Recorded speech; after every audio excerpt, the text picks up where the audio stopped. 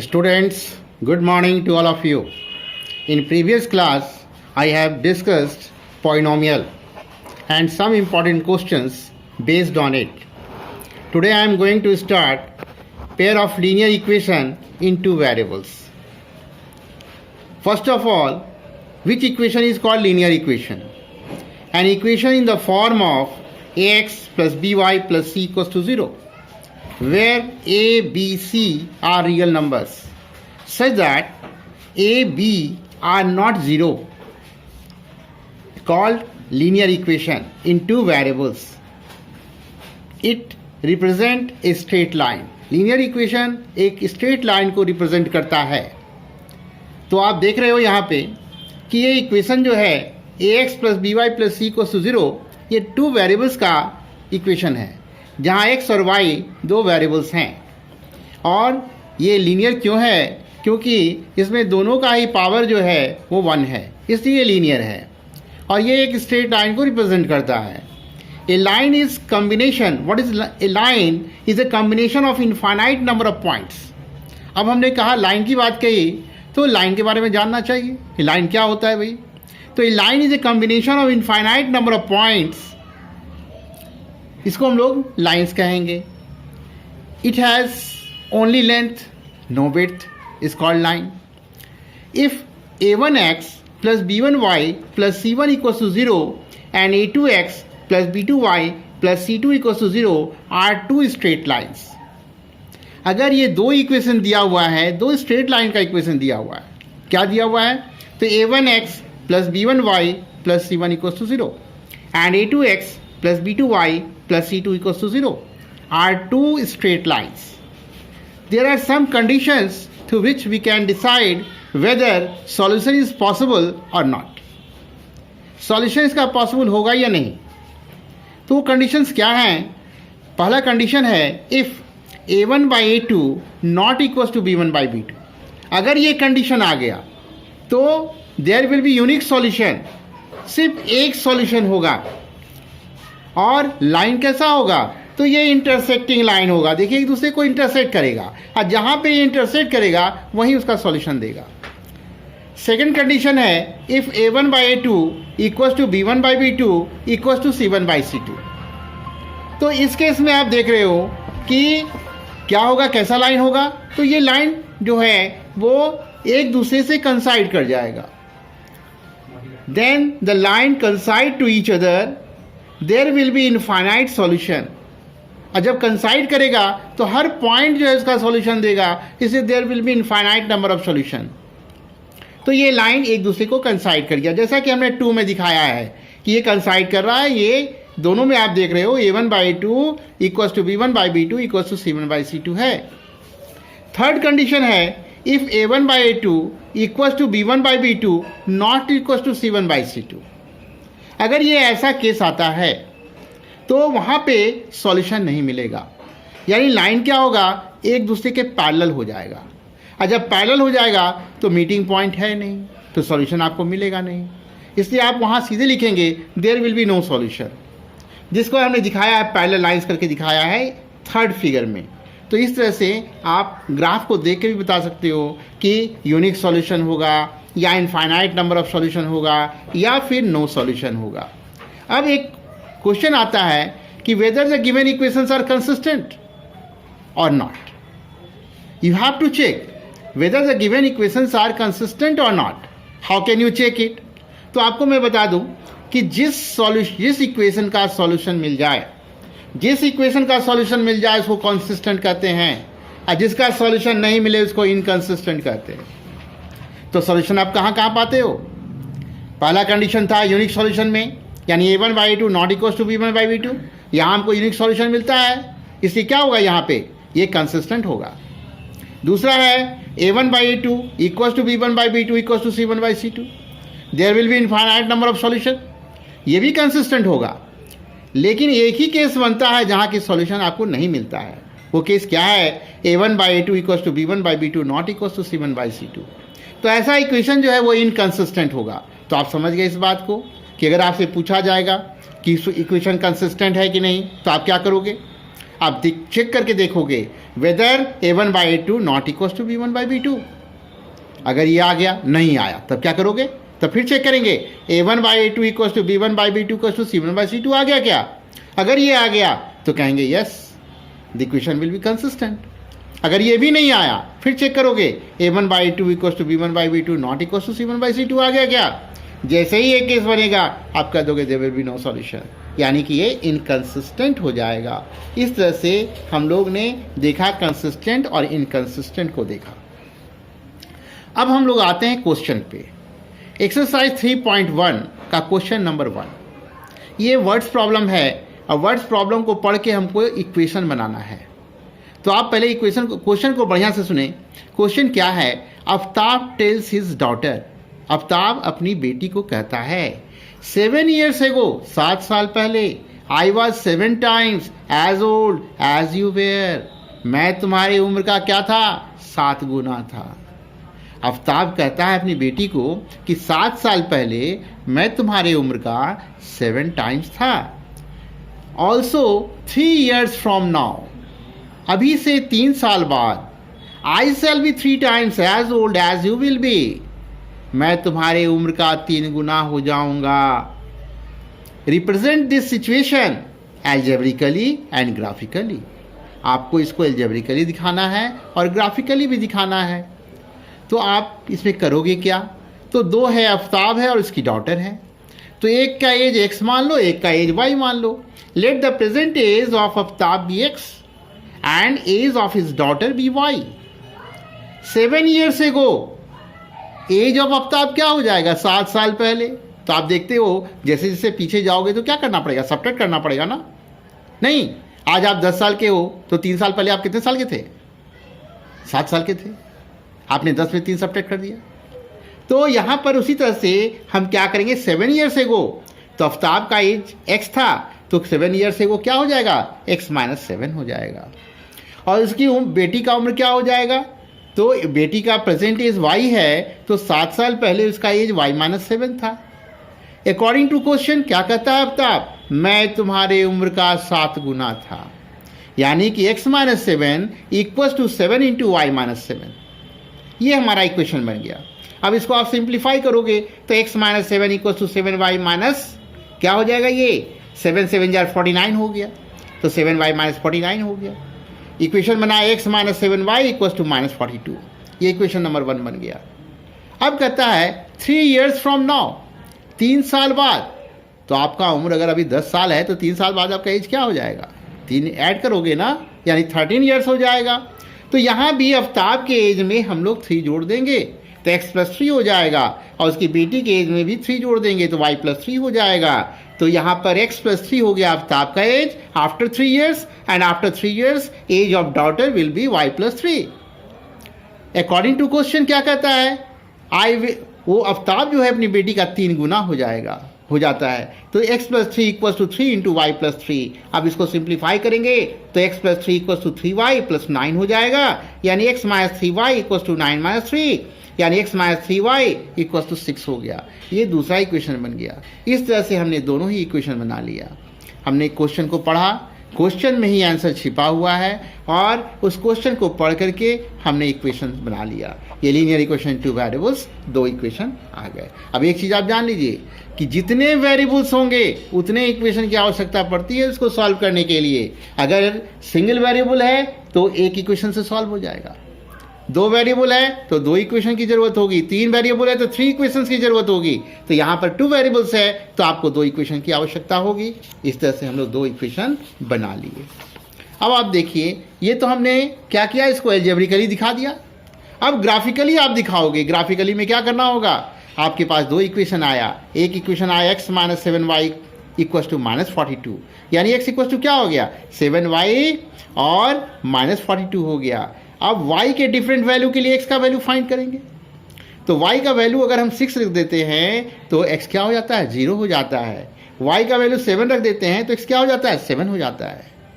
दूसरा इक्वेशन है x - 3y equals to 6, तो x इक्वल्स टू क्या होगा? 6 + 3y हो जाएगा। अब y के डिफरेंट वैल्यू के लिए x का वैल्यू फाइंड करेंगे। y का वैल्यू 0 पुट कर दो तो क्या हो जाएगा? 6 हो जाएगा x, और y का वैल्यू -1 पुट करेंगे तो x हो जाएगा 3। अब आपको 2 पॉइंट मिल गया। आप जानते हो कि 2 पॉइंट से एक लाइन हम ड्रॉ कर सकते हैं। तो आप ग्राफ पे आइए और ग्राफ पर हम लोग क्या करते हैं कि 0, 6 और 7, 7 2 पॉइंट लेकर के एक लाइन ड्रॉ कर देते हैं। ये ऊपर वाला लाइन हमने ड्रॉ कर दिया। दूसरा जो है वो क्या है, तो 6,0 और 3,-1 पॉइंट लेकर के दूसरा लाइन ड्रॉ करते हैं। दोनों एक दूसरे को इंटरसेक्ट करता है। कहाँ पे? 42,12 पे इंटरसेक्ट करता है। यानी 42 क्या है? x का वैल्यू है और 12 क्या है? y का वैल्यू है। तो आफ्ताब की उम्र क्या हो गई? 42 ईयर्स हो गई। Present age of Aftab will be क्या होगा? 42 ईयर्स एंड उसकी डॉटर का एज क्या हो जाएगा? 12 ईयर्स हो जाएगा। तो इस तरह से आप ग्राफिकली आपने रिप्रेजेंट कर दिया। तो जब भी कहा जाएगा एल्जेब्रिकली और ग्राफिकली, तो आप दोनों ही काम करेंगे। आप एल्जेब्रिकली आप उसका इक्वेशन बनाएंगे और फिर उसको ग्राफिकली रिप्रेजेंट करेंगे। नेक्स्ट क्वेश्चन है क्वेश्चन नंबर 2। कहता है the coach of a cricket team buys 3 bats and 6 balls for ₹3900। क्या करता है वो? तो वो बॉल खरीदता है और बैट खरीदता है। बैट कितना खरीदता है? 3 बैट खरीदता है। बॉल कितना खरीदता है? 6 बॉल खरीदता है। कितना पे करता है? 3900 पे करता है वो। ठीक है। Later she buys another bat and 3 more balls. बाद में वो क्या करता है? एक और बैट खरीद लेता है और 3 और बॉल खरीद लेता है। अब उसको कितना पे करना पड़ता है? 1300 पे करना पड़ता है। अब आप इसका इक्वेशन बनाओ। कैसे बनाओगे? तो 2 चीज़ है ना, एक बैट है, एक बॉल है। तो एक का कॉस्ट x मान लो, दूसरे का कॉस्ट y मान लो। तो let the cost of 1 bat be x and 1 ball be y। Then according to question what will happen? 3x plus 6y equals to 3900।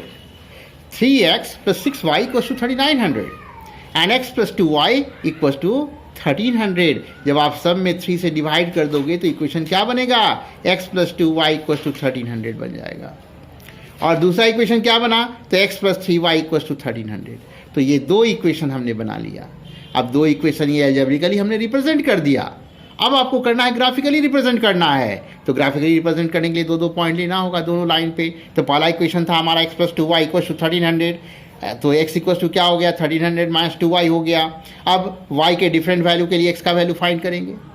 तो y का वैल्यू आप रख देते हो 600, तो x क्या मिलता है? 100 मिलता है।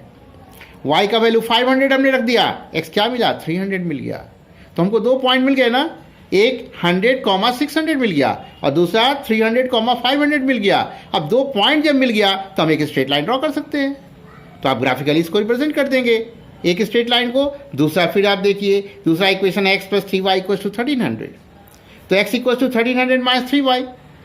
Now you find different value of x for different value of y. Now you put y equals to 400। अब y का वैल्यू 400 आप रख के देखिए क्या मिलेगा? x 100 मिलेगा। आप खुद भी कैलकुलेट करके देखो तो ये 100 मिलेगा। y का वैल्यू हमने 300 रख दिया तो क्या मिला? x 400 मिला। ये सब अपने से भी कैलकुलेट करके देखना है ना। तो ये आपको 2 पॉइंट मिल गया। पहला पॉइंट क्या मिला? 100, 400 और दूसरा क्या मिला? 400, 300। अब 2 पॉइंट मिल गया तो हम एक स्ट्रेट लाइन ड्रॉ कर सकते हैं। आप एक स्ट्रेट लाइन ड्रॉ कर दोगे तो 2 तरह का 2 लाइन ड्रॉ करोगे एक ही ग्राफ पे, तो आप देखोगे कि दोनों इंटरसेक्टिंग है कि नहीं, या क्या है वो कंसाइड कर रहा है या फिर जो है पैरेलल है। तो यहाँ आप देख रहे हो कि a1/a2 b1/b2 का कंडीशन फुलफिल कर रहा है। देखो तो x1/x2 करते हो, a1/a2 करते हो तो 1 आता है और b1/b2 करते हो तो क्या आता है? 2/3 आता है। यानी a1/a2 not equal to b1/b2 हो गया। इसलिए ये क्या होगा? यूनिक सॉल्यूशन देगा। तो ये यूनिक सॉल्यूशन देगा यानी इंटरसेक्टिंग लाइन होगा। ये आपने ग्राफ प्लॉट कर लिया हमने, है ना। तो इस तरह से ग्राफ आप प्लॉट कर देंगे और दिखा देंगे कि ये जो है ग्राफिकली ये है। नेक्स्ट क्वेश्चन है क्वेश्चन नंबर 3।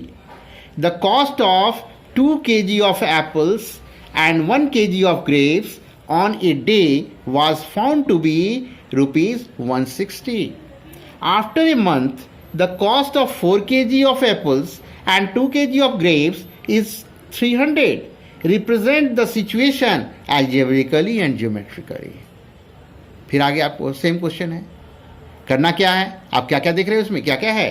एप्पल है, ग्रेप्स है तो एक का कॉस्ट हम x मान लेंगे, दूसरे के कॉस्ट को y मान लेंगे। टू वेरिएबल्स का क्वेश्चन हमको बनाना ही है, तो क्या लिखेंगे, let the cost of 1 kg apple है ना be x and the cost of 1 kg grapes be y, यही लिखेंगे ना। तो let the cost of 1 kg apple be x and the cost of 1 kg of grapes be y। तो हमारा पहला equation क्या बनेगा, कितना खरीदा था उसने, वो कहता है 2 kg एप्पल, तो 2 kg एप्पल का क्या कॉस्ट हो गया, 2x हो गया। एंड 1 kg ग्रेप्स, तो उसका कॉस्ट क्या हो गया, प्लस y हो गया। तो 2x plus y equals to क्या हो जाएगा, 160 हो जाएगा। उसको कितना पे करना पड़ा, तो 160 पे करना पड़ा। नेक्स्ट है 4 kg एप्पल, तो 4x हो गया। एंड 2 kg ग्रेप्स, तो 2y हो गया। पे कितना करना पड़ा, 300 पे करना पड़ा, तो इक्वल्स टू 300 हो गया। ये क्वेश्चन को हमने एल्जेब्रिकली रिप्रेजेंट कर दिया, यानी हमने दो इक्वेशन बना दिया। अब आप देखो यहाँ पे कंडीशन क्या फुलफिल करता है, here we see a1 by a2 equals to b1 by b2 not equals to c1 by c2 है। ऐसा कंडीशन में आप क्या कहते हो, आपको बताया जा चुका है कि when a1 by a2 equals to b1 by b2 not equals to c1 by c2 अगर हो जाता है तो आप क्या कहते हो, उसको कैसा इक्वेशन होगा, वो नो सॉल्यूशन का कंडीशन बनता है, यानी वो सॉल्यूशन होगा ही नहीं, आप बच गए। ना आपको ग्राफ बनाना है ना आपको सॉल्व करना है, तो यहाँ पर सीधे लिख देंगे कि नो सॉल्यूशन, और ग्राफ तो बनाना पड़ेगा। ग्राफ बना करके आप दिखाओगे, इसमें क्या दिखाओगे, कैसा लाइन होगा, पैरेलल लाइंस होगा, तो पैरेलल लाइंस आपको दिखा देना है। तो यहाँ पर therefore both lines will be parallel. यहाँ पर इक्वेशन देखिए, 2x plus Y equals to 160, Y equals to 160 minus 2x कर दिया हमने, और फिर डिफरेंट वैल्यू ऑफ x के लिए different value of y find किया। तो यहाँ पर क्या मिला हमको, 60 40 50 60 मिल गया, तो 2 पॉइंट्स मिल गया। अब आपको 2 पॉइंट मिल गया तो आप लाइन रिप्रेजेंट कर सकते हो, लाइन ड्रॉ कर सकते हो। दूसरा इक्वेशन था 4x plus 2y equals to 300, यानी 2x plus y equals to 150, y equals to 150 minus 2x। अब x का डिफरेंट वैल्यू पुट करके y का वैल्यू फाइंड कर लेंगे। तो आप देखोगे यहाँ पर 50, 50 पहला पॉइंट आया और दूसरा पॉइंट 60, 30 आ गया, तो 2 पॉइंट्स आपको मिल गए। अब दोनों पॉइंट्स की हेल्प से आप एक स्ट्रेट लाइन ड्रॉ कर सकते हो। इस तरह से आप इसको ड्रॉ करके फिर आप देखोगे तो प्लॉट करोगे तो ये कैसा हो जाएगा, पैरेलल लाइंस हो जाएगा, यानी there will be no solution. बिल्कुल आसान है, आप खुद से करके देखो। जितना भी क्वेश्चन है, क्वेश्चन को अच्छे ढंग से पढ़ना है, पढ़ के समझना है कि क्या दिया हुआ है, what is given in this question, इस क्वेश्चन में क्या दिया हुआ है, हमको क्या फाइंड करना है। तो क्वेश्चन आप पढ़ेंगे आपका इक्वेशन बनने लगेगा। बस 2 वेरिएबल की बात होती है, 2 अननोन होगा, दोनों में 2 वेरिएबल पुट करेंगे और उसके बाद इक्वेशन को फॉर्म कर देंगे, और इक्वेशन फॉर्म कर जाएगा तो फिर हम उसको जो है वो ग्राफिकली दिखा देंगे। इस तरह से हम इसको सॉल्व करेंगे। अब आप देखिए, इसके बाद है क्वेश्चन नंबर 3 का हमने ग्राफ दिखाया।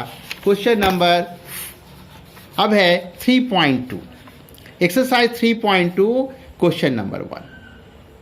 अब कहता है form the pair of linear equation in the following problems. What you have to do here, आपको क्या करना है, तो पेयर ऑफ लीनियर इक्वेशन बनाना है and find their solution graphically, and you have to find the solution graphically. आपको graphically method से equation जो है सॉल्व करना है। ये एक क्वेश्चन आता ही आता है एग्जाम में, इसलिए आप इसको बढ़िया से समझ लीजिए। There are 4 method to solve pair of linear equation in 2 variables. वो 4 मेथड हैं। पहला ग्राफिकल मेथड है, दूसरा सब्स्टिट्यूशन मेथड है, तीसरा एलिमिनेशन मेथड है, और चौथा क्रॉस मल्टीप्लिकेशन मेथड है। ये 4 मेथड है, और 4 मेथड में ग्राफिकली मेथड एक पूछता है एग्जाम में, तो इसको आप बनाएंगे। देखिए अब क्वेश्चन क्या है। 10 students of class 10 took part in a mathematics quiz. If the number of girls is 4 more than the number of boys, find the number of boys and girls who took part in the quiz. Question आपने सुना, question क्या था, 10 students, how many students, total number of students is 10। अब कहता है वो क्या करता है, वो तो मैथमेटिकल क्विज में वो हिस्सा लेता है। If the number of girls, अब नंबर ऑफ गर्ल्स जो है वो बॉयज के नंबर से 4 ज्यादा है। नंबर ऑफ गर्ल्स बॉयज के नंबर से 4 ज्यादा है, तो अगर नंबर ऑफ बॉयज x है और नंबर ऑफ गर्ल्स y है तो क्या हो जाएगा, y इक्वल्स टू क्या हो जाएगा, x प्लस 4 हो जाएगा। 4 उससे ज़्यादा है। तो यहाँ पर हम लोग लिखते हैं let the number of boys be x and the number of girls be y, क्योंकि यहाँ बॉयज और गर्ल्स की बात है, 2 आदमी है, 2 को जो है हमको मानना है, तो एक को x मान लेंगे, एक को y मान लेंगे। तो अकॉर्डिंग टू क्वेश्चन क्या हो जाएगा, x plus Y equals to 10 y, क्योंकि टोटल नंबर ऑफ स्टूडेंट तो 10 दिया हुआ है, तो गर्ल्स और बॉय दोनों को अगर जोड़ेंगे तब ना 10 आएगा। तो यहाँ पर x plus Y equals to 10 हो गया। देखिए कितना आसानी से बनता है। तो यहाँ पर क्या हो जाएगा फिर, और दूसरा कहता है कि गर्ल्स जो है वो बॉयज से 4 ज़्यादा है। 4 ज़्यादा का मतलब क्या होता है, बॉयज की संख्या में अगर 4 आप जोड़ दोगे तो गर्ल्स का संख्या के बराबर हो जाएगा। तो y equals to x plus 4 हो गया। तो y equals to x plus 4, this implies x minus y equals to -4। x minus y करोगे तो इक्वल्स टू -4 हो जाएगा। अब आपके पास 2 इक्वेशन आ गया। अब आपको सॉल्व करना है, तो यहाँ देखो x plus Y equals to 10, that x equals to 10 minus y. अब यहाँ पे y के डिफरेंट वैल्यू के लिए x का वैल्यू आप फाइंड करो। अब y का वैल्यू 6 पुट कर दो, तो 6 पुट करोगे तो x का वैल्यू क्या आ जाएगा, 4 आ जाएगा। y का वैल्यू 5 पुट कर दो, x का वैल्यू क्या आ जाएगा, 5 आ जाएगा। तो यहाँ पे 2 पॉइंट आपको मिल गया, 4,6 और 5,5। नेक्स्ट है x minus y equals to -4, then x equals to y minus 4। अब y के डिफरेंट वैल्यू के लिए आप x का वैल्यू फाइंड करो। तो y का वैल्यू हम रख देते हैं 6, तो x का वैल्यू 2 मिल जाता है। y का वैल्यू 5 रखते हैं तो x का वैल्यू 1 रह जाता है। तो आपको 2 पॉइंट मिल गया ना, पहला मिला 2,6 और फिर मिला 1,5। तो इस तरह से 2 पॉइंट आपको मिल गए। अब 2 पॉइंट मिल गए तो आप स्ट्रेट लाइन ड्रॉ कर सकते हो ना, तो 2 लाइन स्ट्रेट लाइन ड्रॉ कर दो। एक ही ग्राफ पे आपको प्लॉट करना है दोनों को, और देखना है कहाँ पे वो इंटरसेक्ट कर रहा है। जहाँ पे इंटरसेक्ट करेगा वही सॉल्यूशन मिलेगा। तो आप यहाँ देखो कि 2 इक्वेशन, 2 लाइन को हमने ड्रॉ किया, और दोनों लाइन को ड्रॉ किया और कहाँ पे इंटरसेक्ट किया जा, देखिए तो गौर से देखिए। तो 3,7 पे जो है वो एक दूसरे को इंटरसेक्ट कर रहा है। तो पहला वाला क्या है, x कोऑर्डिनेट है, अब बाद वाला क्या है, y कोऑर्डिनेट है। x किसको माना गया है, x किसका नंबर है, तो बॉयज का नंबर है। y किसका नंबर है, गर्ल्स का नंबर है। Therefore required number of girls will be 7 and required number of boys will be 3। इस तरह से आप फाइंड कर लोगे। तो आपने देखा कितना आसानी से बन गया। यही मेथड कराता है ग्राफिकल मेथड। आप 2 इक्वेशन निकालो, 2 इक्वेशन के बाद हर लाइन, 2 लाइन का इक्वेशन मिल गया आपको। अब हर लाइन का 2-2 पॉइंट ले लो। पॉइंट कैसे निकालोगे बता दिया गया है। अब जो है पॉइंट निकल गया तो स्ट्रेट लाइन ड्रॉ कर दो। 9 में भी आपने पढ़ा है कि कैसे हम लोग स्ट्रेट लाइन ड्रॉ करते हैं। तो यहाँ पे स्ट्रेट लाइन ड्रॉ कर देंगे। अब देखो पॉइंट ऑफ इंटरसेक्शन क्या है, ये हमने व्हाइट शीट पे किया है, लेकिन आप ग्राफ पेपर पे करेंगे, ग्राफ पेपर पे करेंगे तो और क्लियर आएगा, अब बिल्कुल एग्जैक्ट आएगा, है ना। तो आप ग्राफ पेपर पे करके इसको देखोगे बनता है या नहीं। नेक्स्ट देखिए, दूसरा है क्वेश्चन नंबर 2। क्वेश्चन नंबर 2 क्या कहता है, क्वेश्चन नंबर 2 कहता है 5 pencils and 7 pens together cost ₹50। अब देखिए क्या क्या है यहाँ पे, एक पेन है और दूसरा पेंसिल है, और दोनों का कॉस्ट कितना है, 50 है। 5 pencil and 7 pens together cost ₹50, whereas 7 pencils and 5 pens together cost ₹46। Find the cost of 1 pencil and that of 1 pen। आपको एक पेंसिल और एक जो है पेन का कॉस्ट फाइंड करना है। फिर आप क्या करोगे, 2 वेरिएबल का यूज करोगे, लिखेंगे let the cost of 1 pen be x and the cost of 1 pencil be y। हो गया, let the cost of 1 pen be x and the cost of 1 pencil be y। अब आप क्वेश्चन को देखो, 5 pencil, 5 pencil का कितना cost हो जाएगा, एक पेंसिल का कॉस्ट y है तो 5 पेंसिल का कॉस्ट 5y हो जाएगा। उसी तरह से क्या है कि 7 पेन्स है तो 7 पेन का कॉस्ट क्या हो जाएगा, 7x हो जाएगा। और टुगेदर कॉस्ट ₹50, यानी दोनों को जब ऐड कर दोगे तो ₹50 आ जाएगा, यानी 5y + 7x = 50 हो गया। ये पहला इक्वेशन आपका बन गया। अब फिर आप आते हैं, कहता है कि where is 7 pencil and 5 pen. तो 7 पेंसिल का कॉस्ट कितना हो गया, 7y हो गया। 5 पेन का कॉस्ट क्या हो गया, 5x हो गया। दोनों को ऐड कर दो, कितना कॉस्ट देना पड़ता है, तो ₹46 देना पड़ता है, इक्वल टू 46 हो गया। तो 2 इक्वेशन बन गया। कितना आसानी से आपका बन गया। इसी तरह से आप क्वेश्चन को पढ़ के और इक्वेशन बनाएंगे। इक्वेशन बनाना मेन है। अगर आपका इक्वेशन सही बनेगा तभी तो आप सही सॉल्यूशन करोगे। अगर इक्वेशन ही गलत बना दोगे तब तो गड़बड़ हो जाएगा। तो बिल्कुल संभाल करके इक्वेशन बना देना। 2 इक्वेशन बन गया। अब 2 इक्वेशन बन गया तो अब हमको सॉल्व करना है इसको ग्राफिकली। तो आप पहले लाइन के इक्वेशन के लिए 2 पॉइंट लेंगे, दूसरी लाइन के इक्वेशन के लिए 2 पॉइंट निकालेंगे। आप क्या करते हैं, एक टेबल बनाते हैं, यहाँ लिख देते हैं x, यहाँ लिख देते हैं y। अब जो है इक्वेशन को लिखते हैं। तो इक्वेशन क्या है भाई, तो इक्वेशन यहाँ पर है हमारा x प्लस वाई। यहाँ पर जो इक्वेशन आया तो क्या इक्वेशन आया, तो इक्वेशन आया है 5y plus 7x equals to 50। 5y plus 7x equals to 50। और दूसरा इक्वेशन क्या आया है, 7y plus 5x equals to 46। तो इस तरह से 2 इक्वेशन आ गया। 2 इक्वेशन जब आ गया तब हम लोग क्या करते हैं, इन दोनों को सॉल्व करते हैं। इसको अपना देखिए, इसको देखने की ज़रूरत नहीं है, आप खुद ट्राई करोगे। ये देखने की ज़रूरत नहीं है, टेबल देखने की ज़रूरत नहीं है, ना इसको देखने की ज़रूरत है। आप खुद इसको सॉल्व करके 2 पॉइंट निकालिए और 2 पॉइंट निकाल करके इसका स्ट्रेट लाइन ड्रॉ कर दीजिए। फिर इसके लिए 2 पॉइंट निकालिए और फिर एक स्ट्रेट लाइन ड्रॉ कर दीजिए। तो इसको सॉल्व करने का तरीका आप देखिए क्या है कि एक का कॉफिशिएंट दूसरा ले लेता है, एक्सचेंज कर लेता है, और दूसरा का कॉफिशिएंट पहला ले लेता है।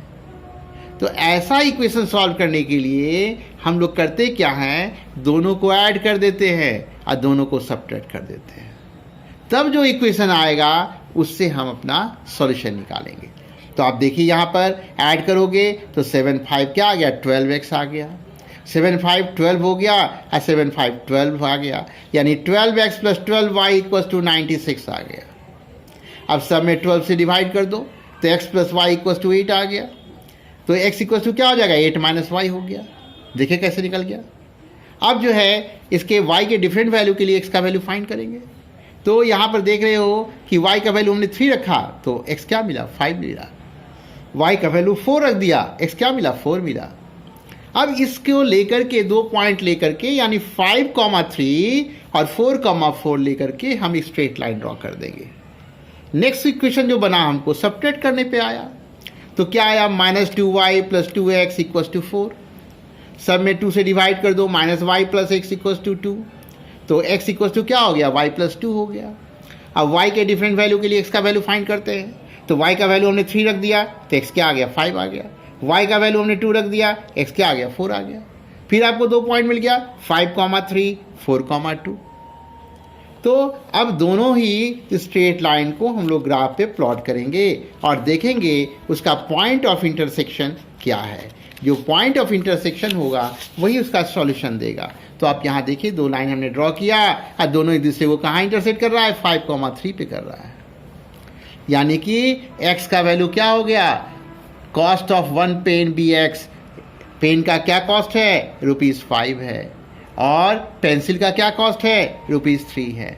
तो आप इसको सॉल्व करके बता दिए। यही ग्राफिकल मेथड हो गया, ग्राफिकली हमने सॉल्व कर दिया इसको। तो इस तरह से आप सॉल्व करेंगे इसको।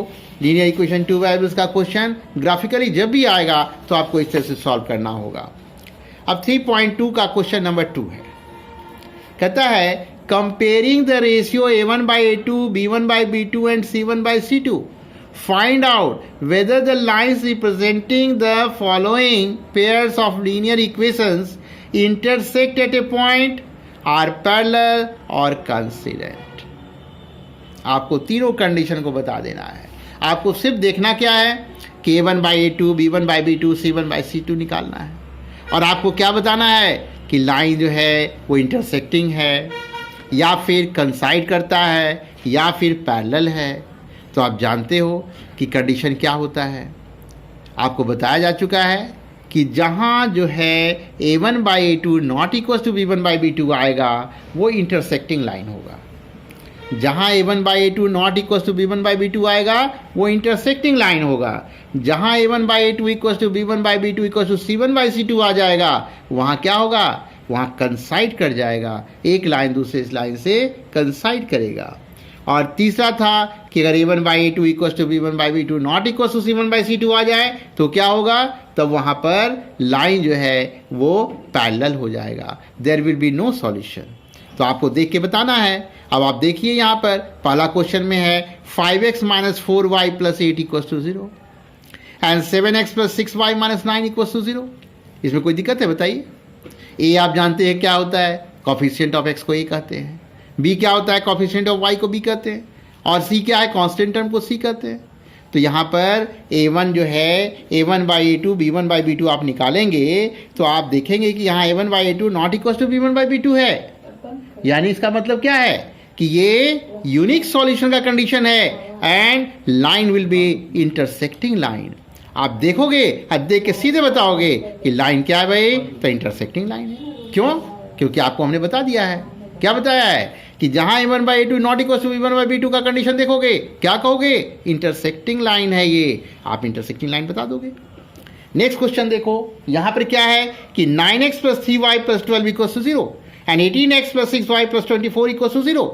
अगेन यू चेक, क्या देखोगे, a1 by a2 equal to b1 by b2 equal to c1 by c2 तो कहीं नहीं आ रहा है, या a1 by a2 not equal to b1 by 2 आ रहा है, या फिर a1 by a2 equal to b1 by b2 not equal to c1 by c2 आ रहा है। तो आप देखो यहाँ पर क्या आता है, तो a1 बाई a2 आपने निकाला 1 बाई 2 आ गया, b1 बाई b2 निकाला 1 बाई 2 आ गया, c1 बाई c2 निकाला 1 बाई 2 आ गया।